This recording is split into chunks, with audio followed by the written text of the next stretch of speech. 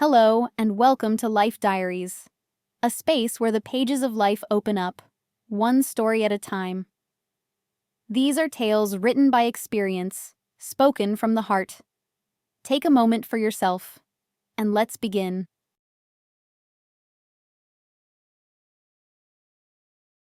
When Sarah discovered the truth about her condition, the world around her seemed to collapse, engulfed in panic. The main weight came from the realization that her parents didn't even know about their daughter's secret relationship. She was only 23 years old. A young soul who hadn't yet lost her naivety, she lived believing in fairy tales of love, nurtured on the pages of romance novels. These books, devoured avidly in the evenings after classes, first at school, then at university, painted a world where the main hero, handsome and noble, loved his chosen one selflessly, ready for any feat for her happiness. Thus, in Sarah's mind, the conviction took root that true, unconditional feelings existed, requiring no proof. At 20, fate brought her together with a man, no longer young, but possessing undeniable charm. He managed to convince her of the sincerity of his feelings, becoming for Sarah that very hero who had stepped out of the pages of her favorite novel. Their meeting took place within the walls of the university, where she was studying, and he had arrived to give a lecture. Robert Smith's arguments seemed so profound to Sarah, so flawlessly logical and true, that she froze, listening to every word, and after the lecture concluded, it was her questions that were heard more often than others. Sarah chose the political science faculty not at her parents' bidding, but at the call of her heart. This interest was awakened in her thanks to her grandfather, who was passionately engrossed in the fate of the country, sometimes expressing surprisingly deep thoughts. Her grandfather had spent his entire life at a factory machine, but he followed every speech by those in power, any political change, with unquenchable fervor. It was his example that inspired Sarah to link her future with this difficult field. Robert Smith's speech, who was then the city's mayor, became a real event for Sarah. For the first time, the mayor himself stood before her, and the opportunity to hear his view on the prospects for the country's and the world's development seemed priceless. The mayor's story captivated her completely. The 2 hours of the lecture flew by unnoticed, while the other students yawned indifferently. Of course, Robert Smith himself couldn't help but notice such an engrossed listener. It seemed to him that her interest extended beyond his words, touching him personally. At least, that was the impression he got at their first meeting. After the lecture, Robert Smith himself approached Sarah. Extending his hand, he introduced himself with polite solemnity. "Good afternoon. My name is Robert Smith. I am the mayor of this city. But, it seems, you are Sarah? It is exceedingly pleasant to meet you." She shyly shook the offered hand, lowering her gaze. "Yes, of course. I know you and have heard a lot. Your city management strategy is very close to me, and your reflections on the situation in the country and the world greatly impressed me. You like politics?" Robert Smith smiled broadly. "In my opinion, there's nothing for a woman to do in this field." Sarah couldn't agree with this, and a short but lively debate flared up between them, ending with an unexpected invitation to a date from the mayor himself. "Sadie, you struck me as a girl of considerable intelligence and sound judgment. I hope you understand what I mean by inviting you, so to speak, to dinner?" Sarah nodded understandingly. She perfectly realized the mayor, a family man, vested with power and authority, could not afford to appear openly in the company of a young student, even if her interests intersected with his activities. That evening and the subsequent conversation with Robert Smith turned her whole life upside down. Conversations with him fascinated her more and more. She liked the way his mind worked. His views resonated with her soul, and she could share things with him that she couldn't discuss with friends or family. No one in her circle, except for her elderly grandfather, shared her interest in politics. Therefore, Getting to know Robert Smith became a real outlet for Sarah, a source of multifaceted development in a field so important to her. That first evening, they only talked, and then Robert Smith drove her home in his official car. "What will I tell my parents about where I was?" Sarah asked when the car stopped at the entrance, realizing how late it was. He took her hand in his and squeezed it gently. Feeling the warmth of his palm, the girl suddenly felt a special surge of tenderness towards this man. She had never felt such warmth, such spiritual closeness to anyone before, as she did to this man, no longer young, but endlessly interesting. "Sadie, tell them you stayed late with friends." "But that's not true." "And you mean you can't lie to your parents to hide a secret date with a young man?" "Is this a secret date between us?" Sarah raised her eyebrows in surprise, eliciting another broad smile from Robert Smith.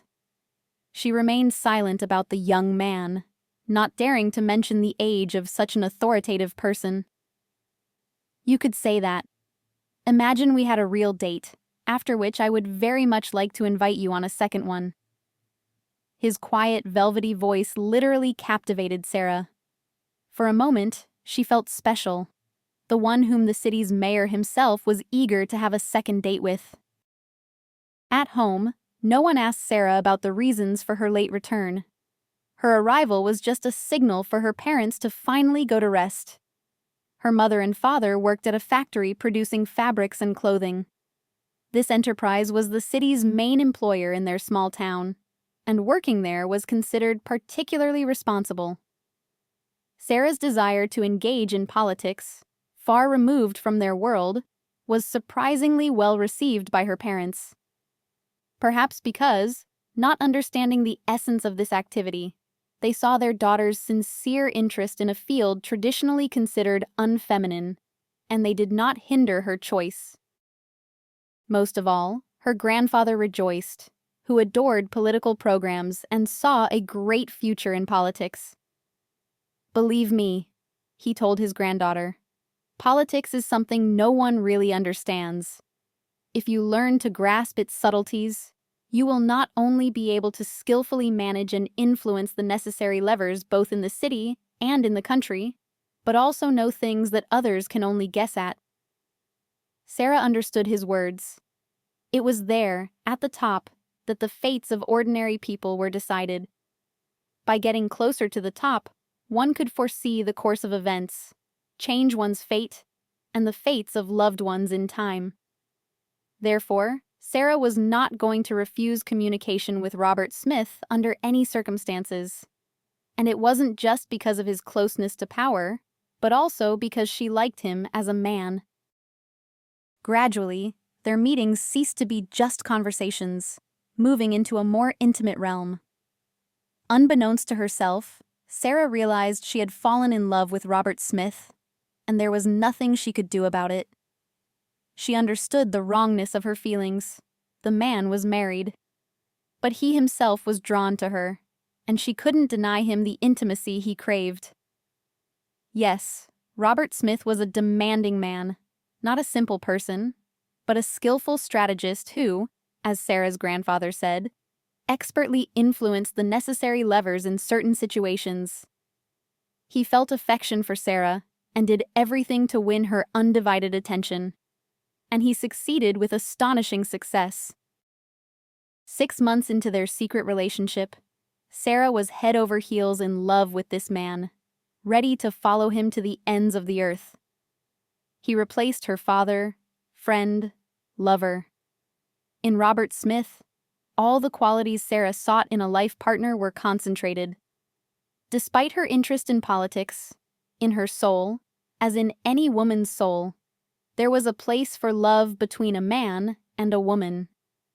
She drew examples of such love from novels, for there were no others before her eyes, except perhaps her parents, whose relationship resembled friendship rather than the passion and tenderness of loving spouses. Several times Sarah saw Robert Smith in his wife's company. His wife, roughly his age, just over 50, had no children, and they appeared everywhere together. Sarah never asked her lover about his feelings for his wife, and Robert Smith gave her no promises. They simply met several times a week. At times, it seemed to Sarah that he was just using her to relieve tension, but at the same time, she understood. Breaking up with him, however much she wanted to, was beyond her strength. Terror gripped Sarah at the thought of a possible breakup, of Robert Smith leaving her for someone else, younger and more beautiful. A prospect of a higher position in the regional government loomed for the mayor, which meant moving to the regional center. She felt she wouldn't survive this news, for her love for him was too strong and, as it seemed to her, unrequited. But for now, Robert Smith remained silent, not mentioning the upcoming changes in their conversations. Almost 3 years had passed since their intimate relationship began when Sarah felt unwell. A visit to the doctor confirmed her worst fears. She was pregnant. What to do? How to be? The girl had no idea. She even doubted whether she should tell Robert Smith about it. But he found out himself, almost immediately after the doctor announced the results. "Were you going to hide such an important thing from me?" Robert Smith's voice sounded threatening. Sarah was frightened, for she couldn't stand the anger or disappointment of the man she loved. She shook her head, grabbed his hands, almost falling to her knees before him. "Robert Smith, forgive me. I haven't fully grasped what happened myself yet. I wasn't ready to tell you about the baby." Despite the closeness and duration of their relationship, Sarah had never been able to switch to using the informal you. He still seemed too old, too authoritative to her, and she saw how much he liked being addressed formally. Robert Smith had never once suggested they reduce the distance. She knew how much he valued respect for his position. "Perhaps the problem is that you're not sure it's my child."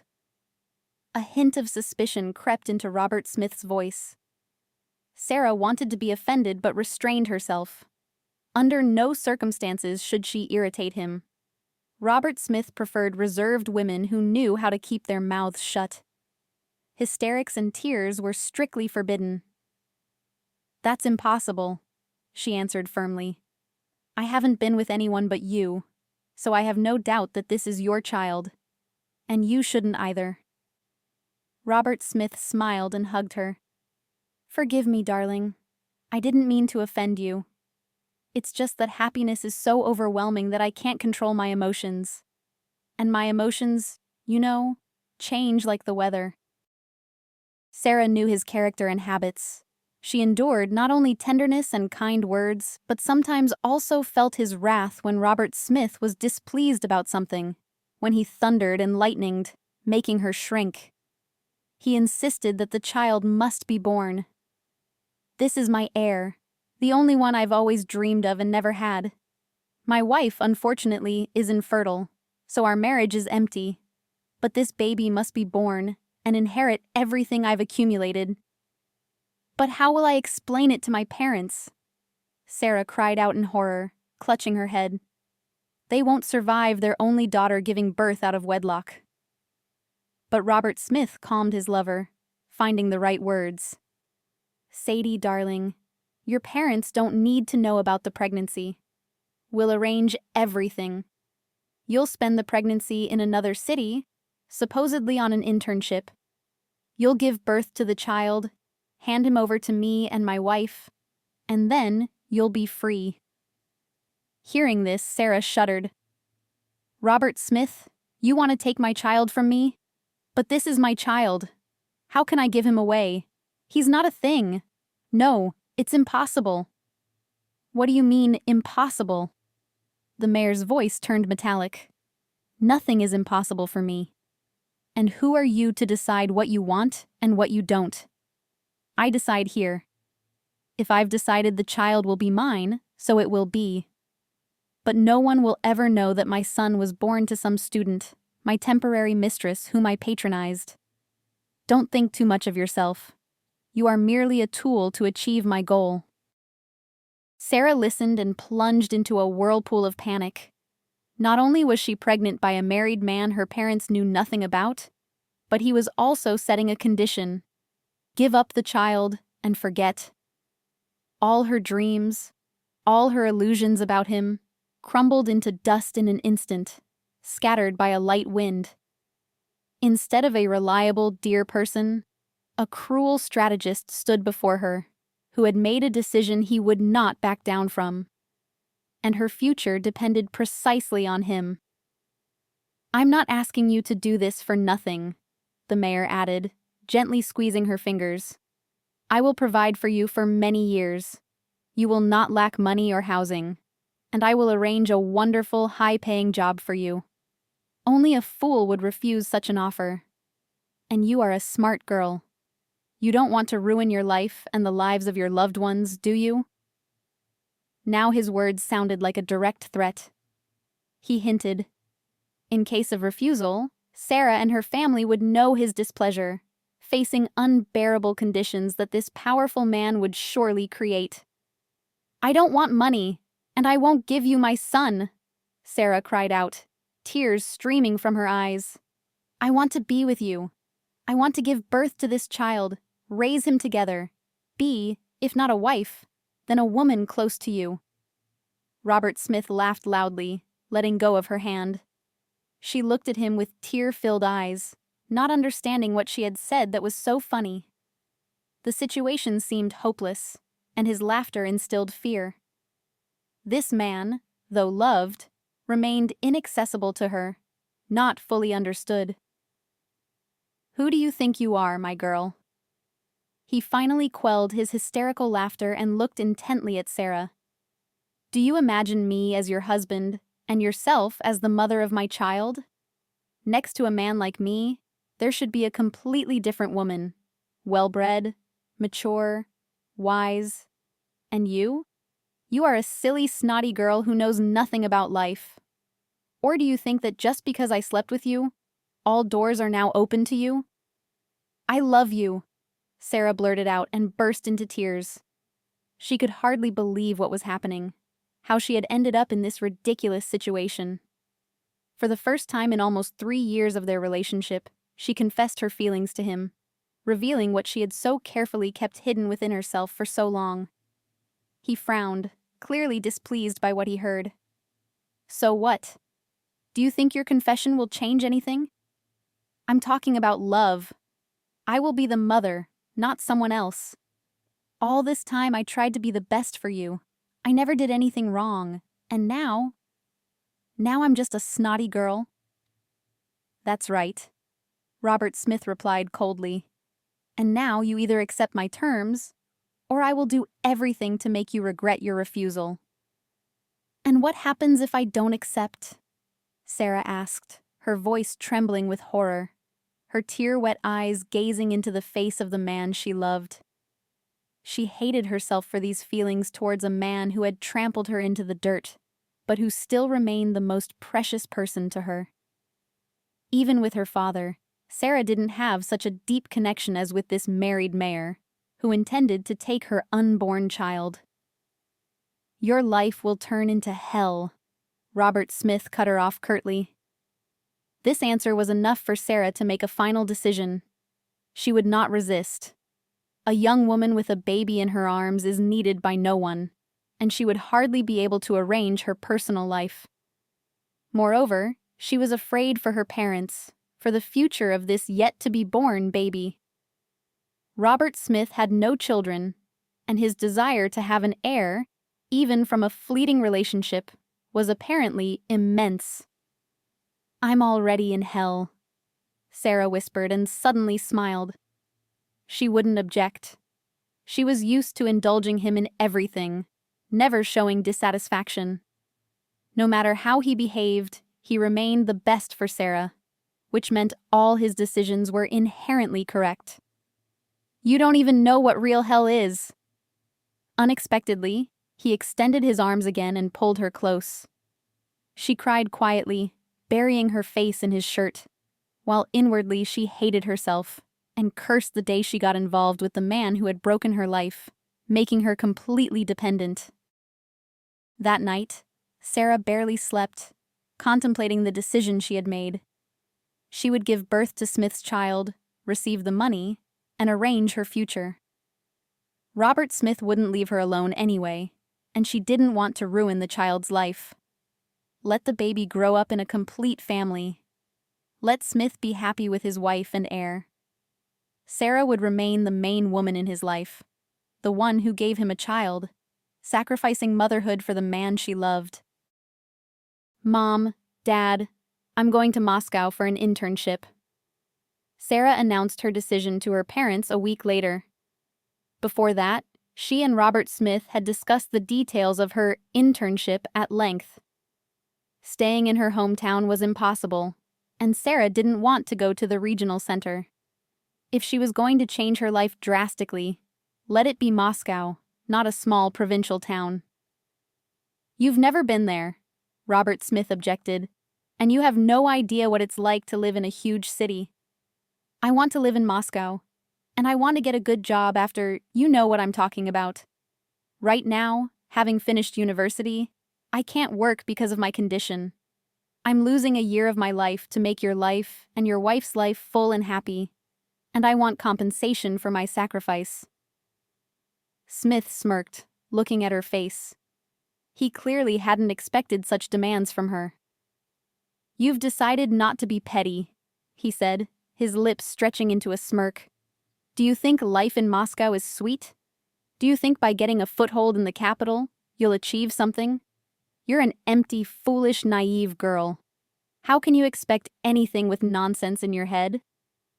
Robert Smith continued to insult Sarah, but she decided not to give in. Before, he had said he would never get involved with a foolish woman, and now it turned out that all this time he had considered her exactly that. She didn't say a word about how foolish he himself had been. Sarah was still afraid of Smith, not wanting to incur his wrath. I've told you everything, she replied, trying to inject confidence into her voice. If you don't accept my terms, I will be forced to tell my parents the truth. I dream of Moscow. I don't want to live here or in the regional center. I want more, and you promised I have the right to choose. I will be running for governor, he said. Once I get that position, I will drastically change life in the region and in this city. You, on the other hand, are choosing a huge city where things won't be easy for you, and I won't be able to help, except financially. I don't need any other help from you, Sarah cut him off.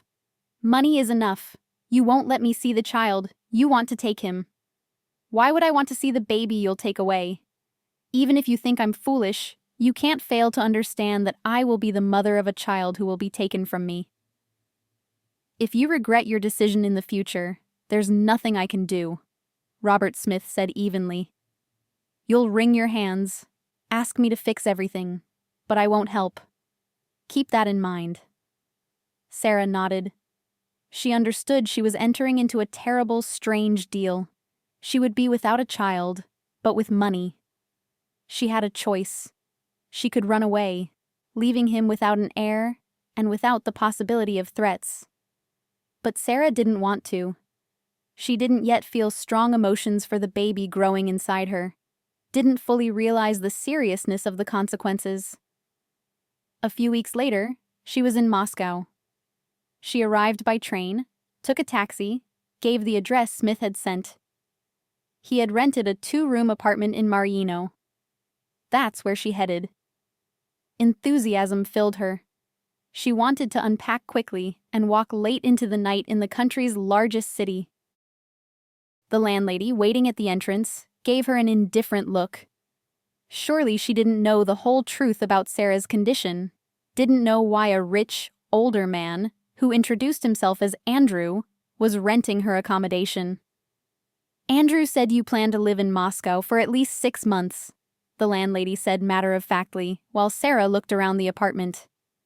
Hearing the unfamiliar name, the girl initially tensed, then realized Robert Smith had introduced himself as Andrew.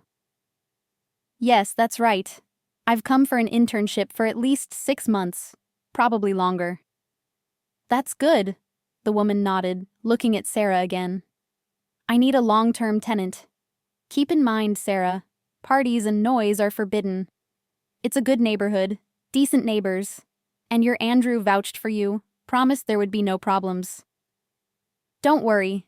Everything will be as you said, Sarah replied, already looking out the window, admiring the neighboring buildings. She had never lived in such a place. The apartment seemed huge for a two-room flat, furnished in the latest style.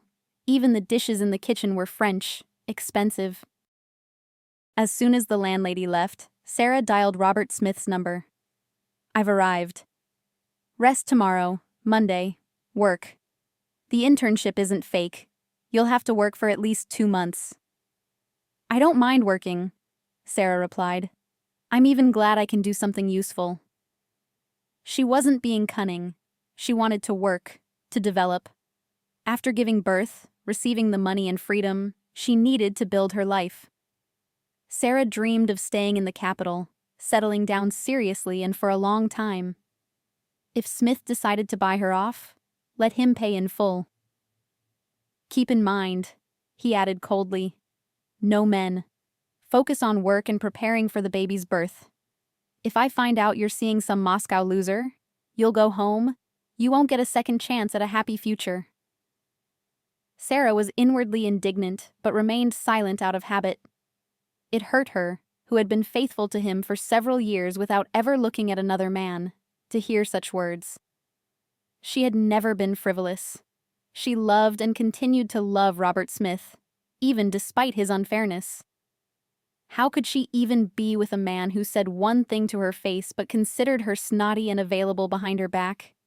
And why hadn't she seen so much bad in him before, which only became apparent when they stopped sharing a bed? I never allowed myself anything extra, she said through clenched teeth, clenching her fists. I never gave you a reason to consider me promiscuous. You had an incentive then? Smith chuckled into the phone. You were sure it would last forever. I was never sure of anything next to you, Sarah replied, hearing a new stream of words in response about what a foolish and naive country bumpkin she had been all the time she was sleeping with the mayor. Listening to the accusations, Sarah silently thought, she wouldn't have to endure this much longer. Then she would be free. She could do what she wanted. All the years next to him, she had only tried to meet his expectations, not to hurt his ego. There were many men who showed her sympathy. Sarah remained faithful to Smith, not responding to their advances. Among them were quite decent ones, with whom she could have built a serious relationship, created a family. The conversation with her former lover left an unpleasant aftertaste. Sarah tossed and turned all night, sorting through fragments of memories. Now that time seemed so distant that it was foolish and pointless to remember it. A walk through Moscow calmed her down a little. The girl walked through the streets, looking at beautiful houses, expensive cars. She imagined her future, a nice apartment in the center, a luxurious car, a loving man by her side. She would definitely have a family, children, a happy, carefree future. These thoughts made it easier to breathe. Her mood improved. Sarah tried not to think about the coming months. This is just my job, she reasoned to herself, thinking about the pregnancy and the internship. I'll just fulfill a duty, for which I'll get money and the opportunity to live better. She diligently reassured herself, not yet fully understanding how life would turn out after handing over the child. The situation wasn't clear, for a glimmer of hope flickered in her soul. The mayor would change his mind. He would support both his former mistress and the child. Perhaps sooner or later, Sarah would even become his wife, transforming from simply a happy woman next to her beloved into the wife of the mayor, or maybe even the governor. As long as the child wasn't born, as long as Robert Smith hadn't taken him, the hope for change for the better lived in Sarah's mind. The next morning, she went to the company office for her internship. The journey took little time. The caring and calculating Smith had rented an apartment just 2 kilometers from the office, and Sarah didn't have to use public transport. In recent days, she had been severely nauseous from strong smells, so a trip in a crowded bus or subway seemed impossible. Walking along the streets of Moscow, Sarah thought again about how caring Robert Smith could be. It wasn't in vain that she loved him. The mayor wasn't so bad after all, even despite their strained relationship. Sarah was at the administrator's desk in a small business center at 8:45. She was slightly nervous. She had never worked before, and this chance for an internship, and then employment, seemed like a lucky ticket. "Here's your pass." The pleasant-looking girl at the desk handed her a plastic card with the word "guest" on it. Looking at her beautiful nails, her perfect hairstyle, Sarah thought, someday she would be just as chic, expensive, confident. For now, she was just a provincial girl who, thanks to an influential person, had gotten a pass into this building and a promising company. "How do I find the company prospect?" Sarah asked the administrator and felt a touch on her arm. Turning around, she saw a handsome man in his 30s. He was smiling, holding his hand on her elbow. "Are you Sarah Alexandra?" he asked. Sarah felt like laughing. No one had ever addressed her by her first name and patronymic before. She was 23, she had just graduated from university. She wasn't used to being addressed like that. Perhaps she smiled at the pleasant man and noticed the interested gaze of the administrator girl, who turned out to be incredibly beautiful. "My name is Sarah Alexandra Dmitrichenko." The man removed his hand, extended his palm. "Peter Romanov, Deputy Director of Personnel," he introduced himself. Sarah couldn't take her eyes off the girl, who was literally devouring Romanov with her gaze. Obvious sympathy, which Peter himself didn't notice. "Will you show me to my workplace?" Sarah smiled again, trying to look friendly. How much she liked it here. 15 minutes in the business center lobby, and she was already in love with this life, with the opportunities looming. Of course. Together with Peter, they took the elevator to the 5th floor. Other people were with them, in whose eyes Sarah saw the whirlwind of Moscow life. Life in Moscow seemed like a fairy tale. Peter showed Sarah to the reception area where she was to work. Promising an internship, Smith hadn't warned her that she would be temporarily acting as the general director's assistant. Sitting at the reception, registering documents, receiving visitors, that's how Peter briefly described her duties. For her, with a degree in political technology, it was strange to be a simple secretary, albeit with the fancy title, Document Management Specialist. Peter managed to beautifully describe the future prospects to her. He clarified that with a successful internship, she could work in the company as a political PR specialist. Sarah listened to him with her mouth open. It seemed she had entered a parallel reality, where doors to a completely different life she hadn't even suspected existed were opening. She liked the job, but she wanted more. She saw the kind of people who came to the general director. Wealthy officials, future deputies aspiring to political careers, before whom a wonderful future lay open. Sarah also wanted to participate in this. She dreamed of doing what she loved, promoting a politician to the top. She wanted to have such a promising politician by her side, grateful for her work, showering her with expensive things. "You're doing great," Peter told Sarah a few weeks later.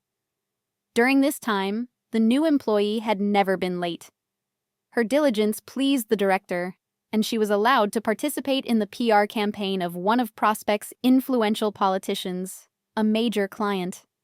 Sarah worked, feeling she had found her stride. The work brought pleasure. She liked seeing the results. Hearing such words from the deputy director was pleasant. Now she was valued. The future seemed more promising. "I really like working here," Sarah confessed, smiling broadly at Peter. Besides work, she also liked Peter Romanov, who reciprocated her sympathy. They had lunch a few times, and once went to the cinema. And Peter also suggested going to St. Petersburg on the weekend. "The general director is thinking about opening a branch in Petersburg," he said.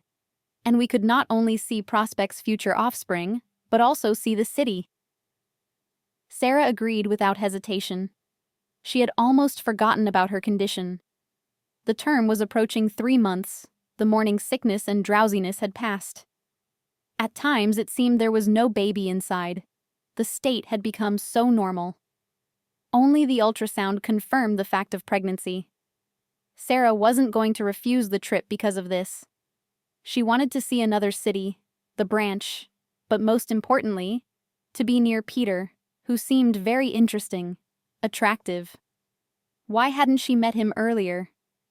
Peter was smart, educated. He had sensed the right direction at the right time. Sarah liked such persistence, such incredible intuition. With each passing day, she became more convinced. Romanov was the man she could be with. If it weren't for the pregnancy, on the other hand, if it weren't for it, she wouldn't have ended up in Moscow, wouldn't have met Peter. Robert Smith called every 2 or 3 days. He asked only about her health, about the pregnancy, never once inquiring about her work at the company. Sarah also didn't mention her interactions. She hoped Smith wasn't worried. She also kept quiet about the trip to Petersburg with Romanov, not wanting to provoke Smith's anger and desire to control her life more strictly. "Tell me, who is Smith to you?" Peter asked in the morning, when they were drinking coffee at Leningradsky station, 40 minutes before the train departed. Taken aback, Sarah looked at him in fright. A million possible answers swirled in her head. Choosing the right one became an impossible task.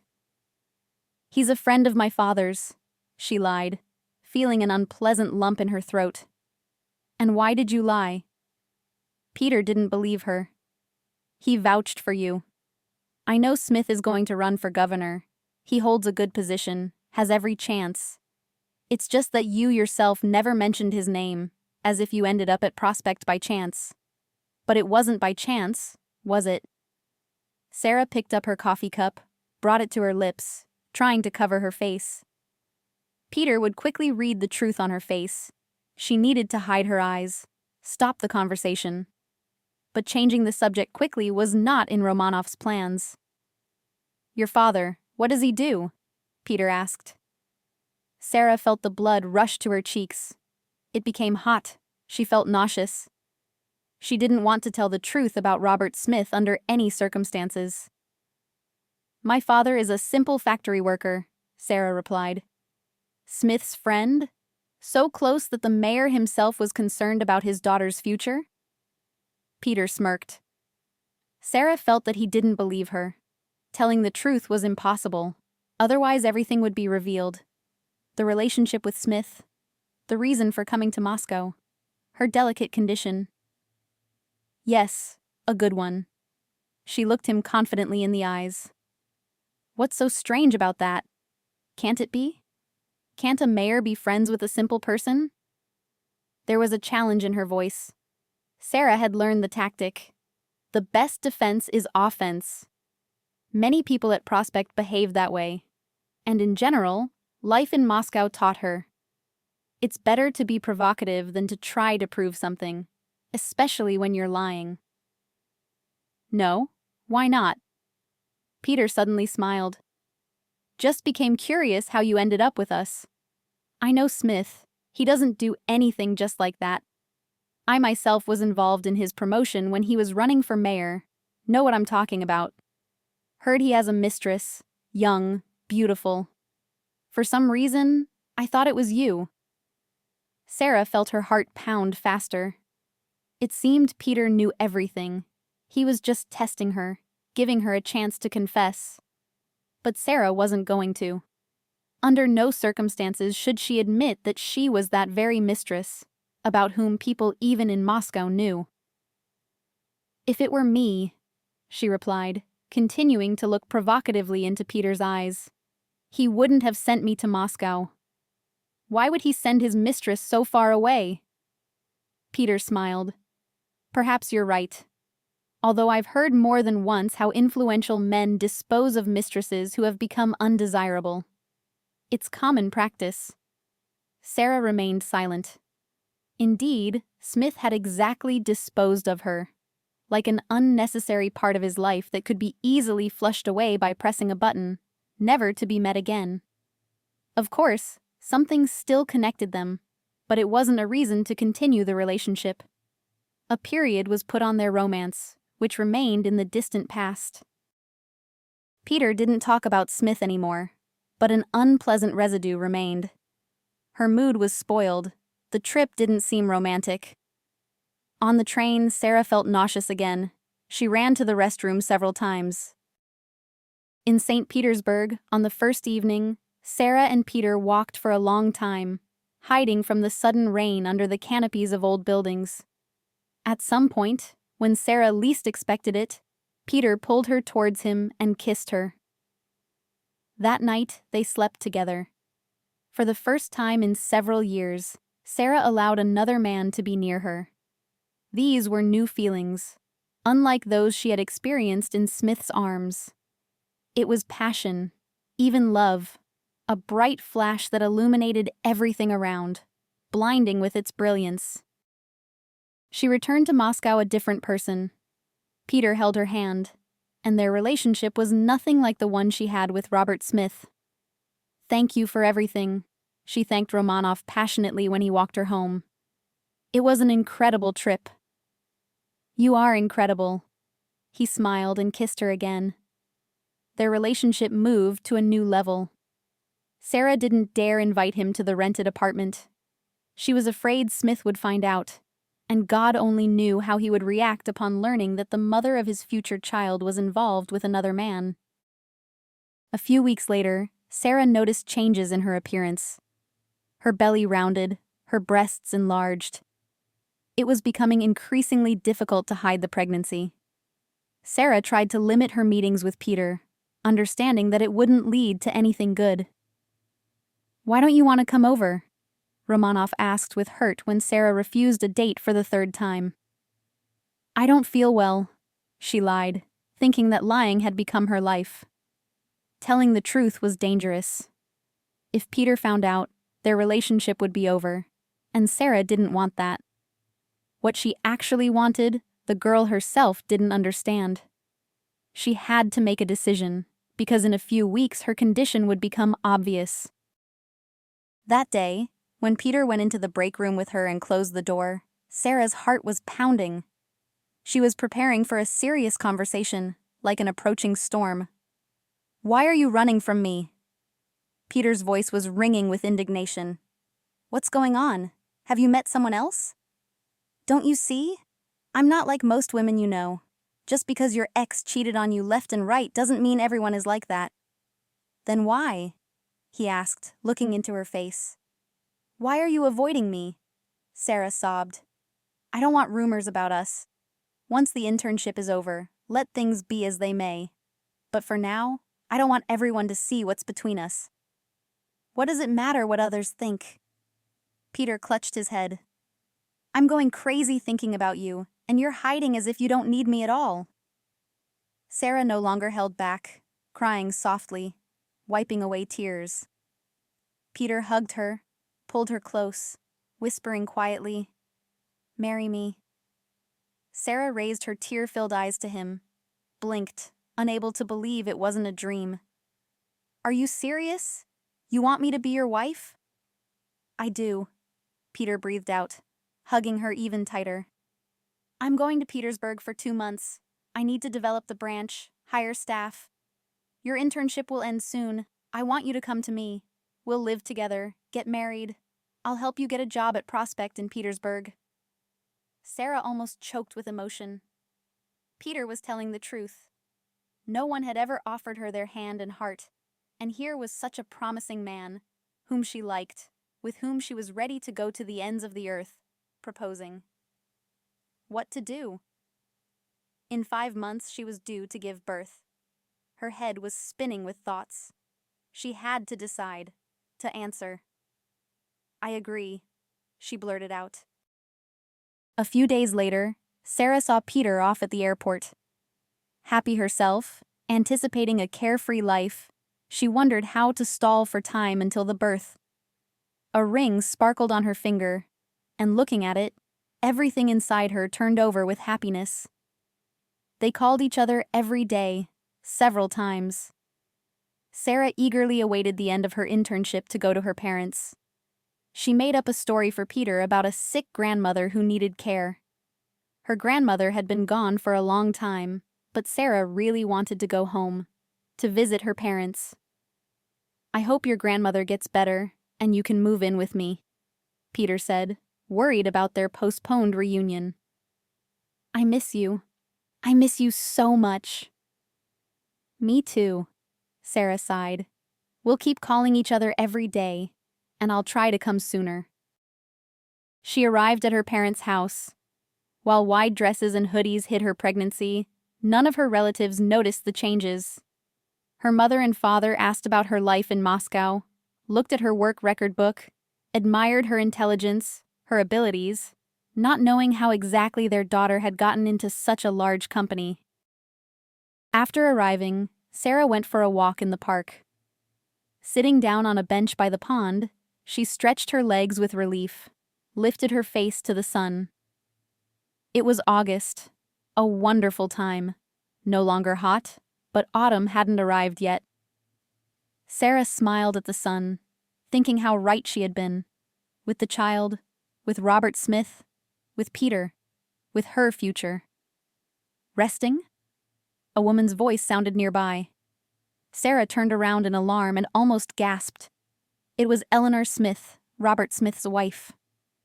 Sarah had seen her in person a couple of times. The rest of the time she looked at photos of her rival in newspapers and online.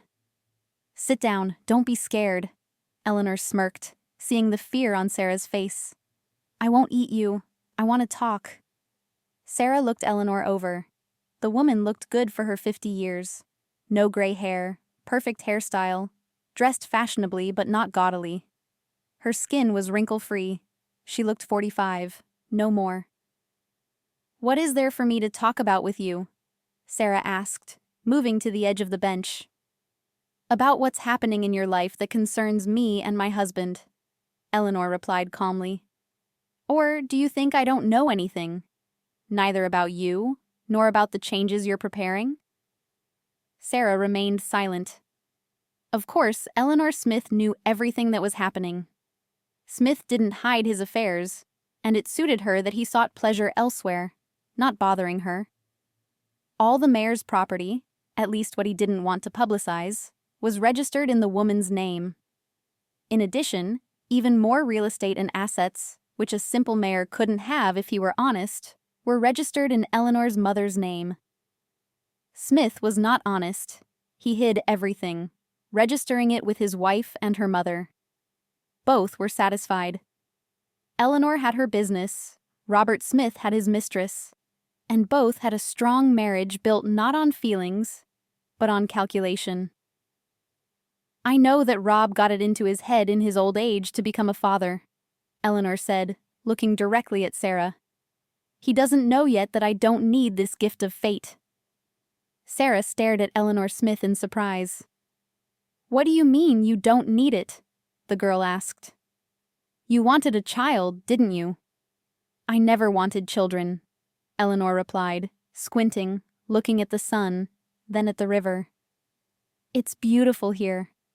I like my life, that I have no obligations to children. I don't want children. Is that clear?" Sarah felt a chill down her spine. What next? They would refuse the child? She would have to raise him herself? No, that arrangement didn't suit her. She had agreed on something else with Smith. "So?" she asked in a trembling voice. "What are you proposing?" "Money," she shrugged. "Lots of money, and your disappearance from the city and the country. I'll pay enough so that you, the child, and your parents won't be in need for several years. Then you'll manage on your own." "That's not what I agreed to," Sarah mumbled, feeling nausea rising. "I don't need this child." "Neither do I." Eleanor cut her off, stood up from the bench, rummaged in her handbag, which cost as much as a good used car, and handed Sarah a business card. "Call me when things cool down. Thinking with a clear head is better." She left. Sarah, clutching the business card, trembled. Taking out her phone, she dialed Smith's number. "Robert Smith," Sarah whispered. "Your wife. She doesn't want the child. What should I do?" Silence hung on the other end. Sarah nervously fiddled with the business card, waiting for an answer from the most influential person in her life. Smith couldn't cancel everything, could he? He wanted a child. He did everything to get one. Sarah definitely didn't need this child. She was going to get married. She had plans, into which the appearance of a crying infant didn't fit. "Go to Moscow," Robert Smith said coldly. "Make sure you're not in this city tomorrow. I told you immediately, don't you dare come back. Remind me of yourself. No one should know about the pregnancy.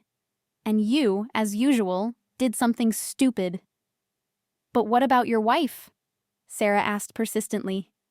"She doesn't want—" "Shut up, Dmitrichenko. I'll deal with my wife myself, and you leave." He hung up. Sarah crumpled Eleanor's business card, threw it in the trash can.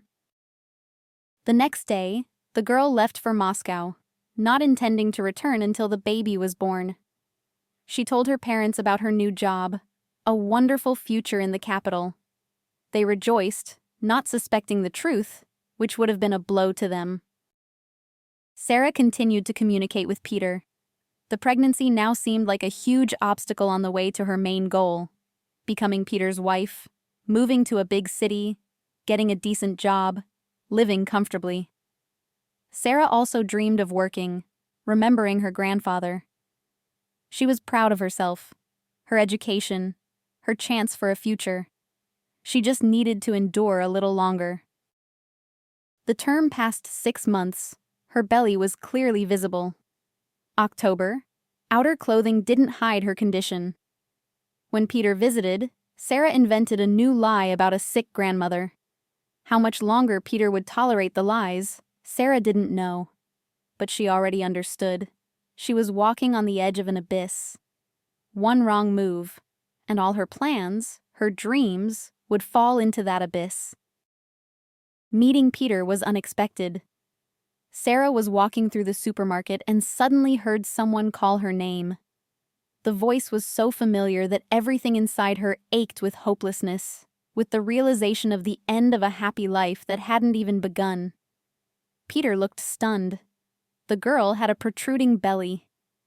Estimating the timing, he couldn't fail to understand. His fiancée was not pregnant by him. "I'll explain everything," Sarah mumbled, but from her fiancé's face, it was clear. Explanations were not needed. What could she say?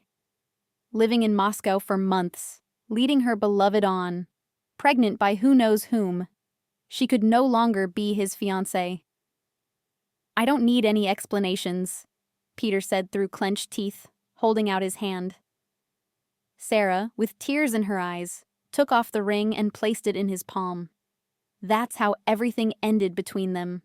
Without explanations, without hysterics. They just met by chance in a store, exchanged a couple of phrases, and concluded their story. Sarah was in a panic. No fiancé, no bright future. Pregnancy, almost 27 weeks. Smith's control, thoughts of his wife who didn't want the child. Smith came to Moscow in December, a month before the due date. He was dry, businesslike, spoke dismissively. He seemed distant, uninterested. "You'll give birth in the perinatal center. A friend of mine is there. After the birth, you'll sign the refusal, then you're free. I don't need you anymore." Sarah listened in silence, experiencing the full spectrum of feelings, from self-pity to hatred for this rich man who was saying such words. A month remained until the changes. Robert Smith promised to rent her an apartment for a year. Then she would have to arrange her life herself. Labor began on New Year's Eve. After suffering all day on December 31st, Sarah was on her way to the center by 9 in the evening, suffering from pain, wanting to get rid of the child as soon as possible. The doctors, tipsy, put her in a ward and left to celebrate. She suffered, screamed, called for help. Only once did a nurse look in, yelling, Stop screaming. It's a holiday, and you're screaming. Do you think you're the first one to give birth? What a big deal. When the bleeding started, Sarah began to lose consciousness. The doctors rushed in. The girl passed out from pain and weakness, waking up in the morning. "Did I give birth?" she asked in a weak voice, addressing a girl in a white coat by the exit. She turned around, smiled. "You did? A boy. Almost 4 kilos. A little elephant. Can I see him?" A few minutes later, the newborn was brought in. Taking him in her arms, wincing in pain, Sarah didn't feel a surge of happiness, of tenderness. She held the baby, and this moment seemed the happiest in her 24 years. Small hands, a pink nose, dark hair, all so familiar, incredible. Sarah was frightened. It became terrifying to think that she would have to give up this miracle. She wasn't ready to do that. The next day, as she was feeding her son, Smith burst into the ward. "What the hell?" he roared. "Why is she feeding the baby? I told you, as soon as she gives birth, take the infant." He forcefully snatched the child from Sarah's arms. She wanted to object, but she saw the enraged Robert Smith and fell silent. He carried the baby out. Since then, Sarah never saw her son again. They brought her documents. She signed them silently. Inside, everything was tearing apart with pain, regret, but nothing could be undone. With her own hands, she signed the refusal of her son. Sarah tried to call Smith, but he didn't answer. A man in a black suit brought her stacks of money in the hospital. It was the payoff. For this money, Sarah sold her child, as she had wanted. Only inside, everything turned over with self-hatred, contempt, and longing for the baby who seemed the most precious, the most important. "We're discharging you, but we strongly recommend you go to a women's clinic," the doctor said in a stern voice, handing her the documents. "You need an examination. Treatment." "Treatment?" Sarah asked indifferently, looking at the documents. "What for? What should I be treated for?" The doctor looked at her in surprise. "You had a difficult birth? You lost the ability to have children. Didn't the doctors tell you anything?" "What?" Sarah stared at the man in the white coat. What was he saying? A stupid joke? Smith's attempt to finish her off? "Lost? I can't have children anymore?" "Unfortunately, yes," the doctor nodded. "The diagnosis is here. You need to see a doctor for hormone therapy as soon as possible." Sarah left the hospital on shaky legs. In her bag were documents, in black and white, infertile. Difficult birth, surgery, the cause of infertility. She could forget about a bright future with a family, children. But somewhere there was her son, the only child she had given to his father, receiving compensation. After a visit to another doctor, the diagnosis was confirmed. Sarah was in a panic. Hormonal changes after childbirth. She cried constantly, gasped for breath, suffered from nightmares. In short periods of sleep, she dreamed of the baby in her arms, taken away by Smith. In her dreams, Smith was a terrible monster with red eyes, tongues of flame erupting from his mouth. The terrible man remained terrible even in her dreams. She broke down, went to her hometown, looked for Smith with his wife and child. Only once did she see Robert Smith with a stroller. She didn't dare approach. She was afraid of him, the man capable of destroying her, her family, with a snap of his fingers. Returning to Moscow, Sarah tried to forget everything. She got a job as a secretary, moved out of Smith's apartment, and relocated to the suburbs of Moscow. 2 hours to work daily, the same back. The long commutes were exhausting, but Sarah didn't complain. She didn't want a family, or children. She transferred all the money from Smith to the account of a children's rehabilitation center, not keeping a penny.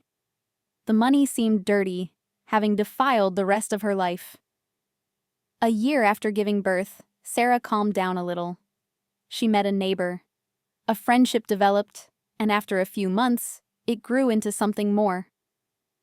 By spring, Sarah had moved from her rented apartment into David's one-room flat. "I want to introduce you to my mother," he announced solemnly. "She lives in the next building. I haven't dared to tell her about you." "Why?" Sarah was surprised. "You're 30. Why hide your personal life?" David hesitated. "Mom is still upset about the divorce from my first wife. She loves Alice very much. She can't forgive me for leaving." "And why did you divorce?" Sarah asked without much interest. She liked David. It was good to be with him, but there were no intense feelings, like for Smith or Peter. It was as if the censor for love towards men had been removed from her body. "She cheated on me," David replied curtly. Sarah decided not to pry into his past. David's mother was clearly not happy that her son had moved in with a newcomer. Native Muscovites didn't like newcomers, and Martha Jenkins believed her son deserved better than some country bumpkin. "Sadie, and what do you do?" Martha Jenkins asked, pronouncing her name in a particularly unfriendly way, peering with a piercing gaze. Sarah, trying to remain composed, replied, "I'm a secretary. By education, I'm a political technologist. I worked in a PR agency, then I quit and got a job as an assistant manager." "Why didn't you continue working in your field?" David's mother asked curiously, still drilling her with her gaze, as if trying to see through her. "Because I'm sick of these officials," she wanted to shout, but she restrained herself, even managing a smile. "Maybe I'll go back someday," she replied. "For now, the position and salary suit me." "Yes, salaries are good in Moscow," Martha Jenkins smirked. "Not like in that. Remind me, where are you from?" Sarah smirked, feeling the dislike on her skin. Of course, the woman loved her son, but she didn't approve of his choice, his decision to live with Sarah. A month later, he proposed, and Sarah accepted. Not so much out of great love, but out of a desire to create a family, to live a quiet life. A life without children. Sarah didn't tell David about her infertility. They lived together. Life was about caring for her husband, cleaning, constant thoughts about the child living far away from his mother, who didn't know the truth about his birth. Sarah followed Smith's life, she knew. He had become governor, beating his opponent by 7%. Rumors circulated. Sarah and Eleanor Smith were infertile. The governor's family had used a surrogate mother. Few people knew that this mother was Sarah. The boy was named John after Robert Smith's father. He was 18 months old. When visiting her parents, Sarah tried to see John, even from a distance, for a couple of minutes. She would go to Smith's house, hiding behind trees, watching what was happening on the property. Rumors circulated. Robert Smith was planning to move to the regional center. The chances of seeing John were becoming more remote. Life with David was not like the fairy tale she had imagined 2 years ago. They lived quietly, perhaps too quietly to call the marriage happy. David never mentioned future children. Sarah didn't admit her inability to give him an heir. "I don't love him." This thought pricked her like a needle from within. She said tender words to David, but felt nothing for her husband except gratitude for the opportunity to live in Moscow. This wasn't love, but something gray, a bleak tunnel through her entire life. "You got married, but you're not having children," her mother said with hurt. "Why don't you and David have children? Is it still too early?" Sarah understood. She didn't like this life. Not because it wasn't the one she dreamed of, but because the most important thing had disappeared on that New Year's Eve when she found herself in the perinatal center. Sarah found out about David's other life by chance. Leaving for work, halfway there she remembered she had forgotten to turn off the soup. The thought of a fire washed over her like ice water. She returned, entering the apartment, and heard Martha Jenkins's voice. Her mother-in-law, as probably always, was managing things on the phone. And she didn't turn off the soup. What's in her head? All sorts of lovers. She was telling David that he was making a mistake marrying her. Empty, stupid, cold as a fish. She doesn't love David, and he doesn't love her. Sarah froze, listening. Here they were, the words she should have heard long ago. Cold and stupid. That's how her husband's mother saw her. That's how Sarah saw herself. Cursed. For these flaws, she would carry her cross. Did she want this? No. Alice is expecting his child, her mother-in-law continued. Sarah stood in the hallway listening. Yes, Alice is pregnant by him. And David wants to look so good. He just hasn't gotten over his love for his first wife. He'll go back to her, you'll see. This country bumpkin should be gotten rid of immediately. Sarah ran out into the stairwell, didn't go to work. She went up to the top floor, waited for her mother-in-law to leave, then rushed into the apartment. She threw her things into a bag, wrote a note to David, and went to the train station. She needed to go home. To deal with the hell that had been going on for 2 years. To get rid of it. David called halfway home. Returning, he found the note, confessed. Yes, I can't help my feelings for Alice. Then go back to her.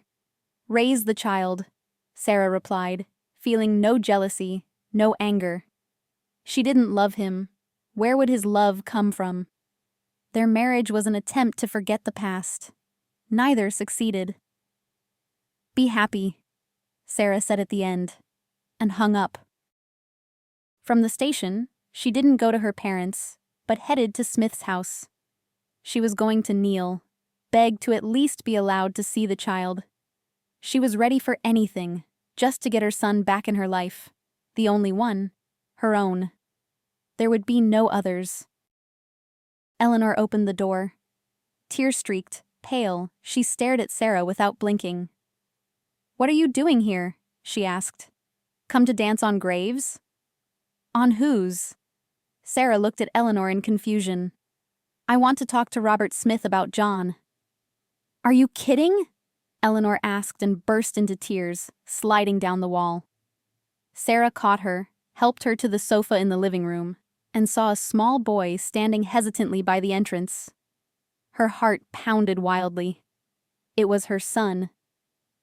Johnny, Sarah whispered, and smiled. The boy smiled back. Inside Sarah, a huge iceberg seemed to crack. Take him, Eleanor cried out. I don't need him. Now that Rob is gone, I don't need your child. He was never needed. You forced him on both me and Rob. What happened to Robert Smith?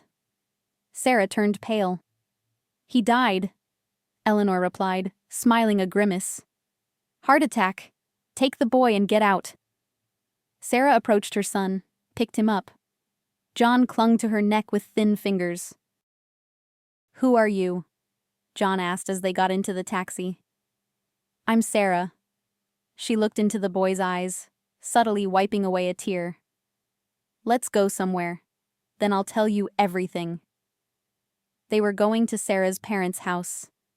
A difficult conversation lay ahead. Then the documents for the child. The hell is over, she thought, squeezing her son's small hand. If this hadn't happened, I would have gone mad. She hugged John, pressed him close. The boy didn't pull away, drawing patterns on the glass with his finger. Sarah inhaled the child's scent, smiling through her tears. She had never experienced such feelings.